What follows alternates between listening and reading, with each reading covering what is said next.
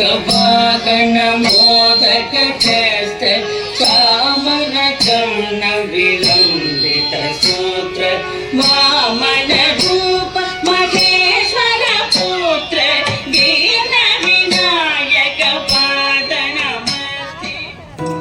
वक्रतुंड महाकाय सूर्यकोटि समप्रभ निर्विघ्नं कुरु मे देव सर्वकार्येषु सर्वदा।